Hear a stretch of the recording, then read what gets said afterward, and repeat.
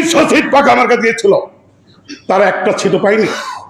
যার ফলে তারা বুদ্ধি করেছে যদি 2টা সিট পাই ওই বাটে না, নির্বাচন 300 সিটে হবে, 300 সিটে প্রতিযোগিতা করতে হবে।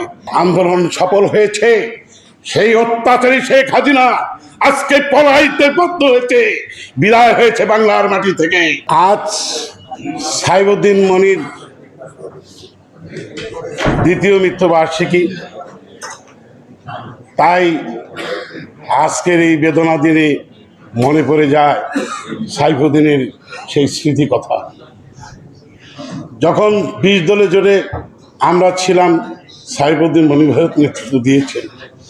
তারপরে 20 দল ভেঙে দেওয়ার পর আমরা জাতীয়তাবাদী সমন্বয় জোট গঠন করলাম।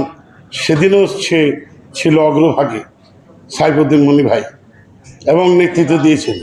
ওনার আশা ছিলেন একটা সুন্দর সোনার বাংলা গড়া, ওনার স্বপ্ন ছিলেন একটা গণতান্ত্রিক রাষ্ট্র কায়েম করা। সেই কায়েম করতে যে লড়াই সংগ্রাম ছিল, উনি আমাদের সাথে ছিলেন, আমাদের নেতৃত্ব দিয়েছেন।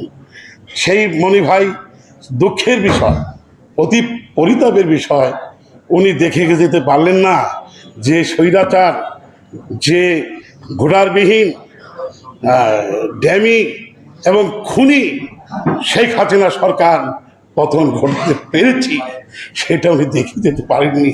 সেই জন্যে খুবই পরিতাপ লাগে, মনি ভাই দেখে যেতে পারেননি।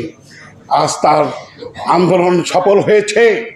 সেই অত্যাচারী শেখ হাসিনা আজকে পলাইতে বাধ্য হয়েছে, বিদায় হয়েছে বাংলার মাটি থেকে। আমি শুধু বলতে চাই, এরপরও ষড়যন্ত্র চলছে যাতে সুষ্ঠু নিরপেক্ষ নির্বাচন না হয় এবং জাতীয় সরকার গঠন না হয় এবং দেশ উন্নয়নে বাধাগ্রস্ত করার এক মহল চক্রান্ত করছে। এখন আবার পিয়ার পদ্ধতি চলছে। পিয়ার পদ্ধতি, বিএনপি পেল 2 লাখ, আমি পেলাম 1,500, আরেক জায়গায় 1,500, আরেক কংগ্রেস পেল, মিলে আমরা 30 জনের 3 লাখ। এই যে আমি একটা সিট পেয়ে, এই 2 লাখের সে এমপি হতে পারবে না, আমি এমপি হয়ে যাবো। কত শখ! 300 সিট পাকা মার্কা দিয়েছিল, তারা একটা সিটও পায়নি।